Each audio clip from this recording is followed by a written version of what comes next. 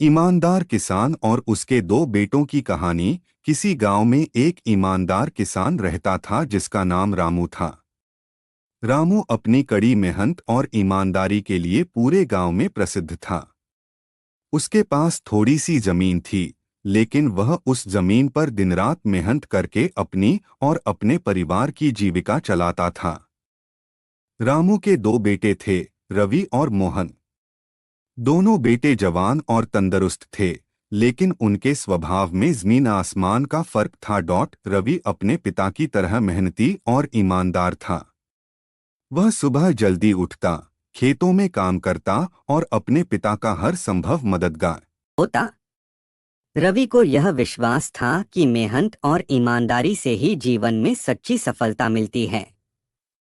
दूसरी तरफ मोहन आलसी और चालाक था।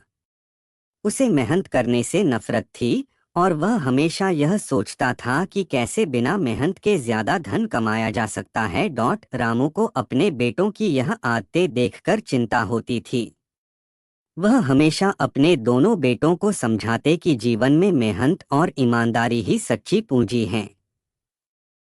परंतु मोहन उनकी बातें अनसुनी कर देता और रवि चुपचाप सब सुनकर अपने पिता के मार्ग पर चलता रहता। एक दिन रामू को लगा कि अब उसका स्वास्थ्य ढल रहा है और उसे अपने बेटों के भविष्य की चिंता सताने लगी।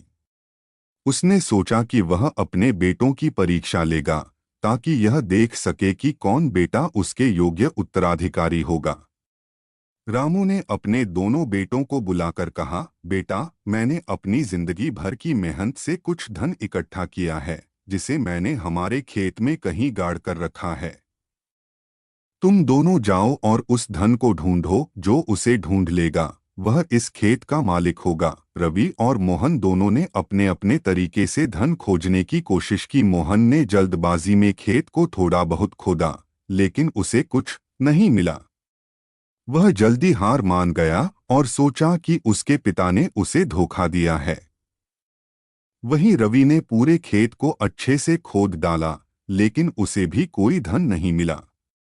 इसके बावजूद रवि निराश नहीं हुआ और उसने सोचा कि अगर उसे कोई धन नहीं मिला तो कम से कम खेत की जुताई हो गई है।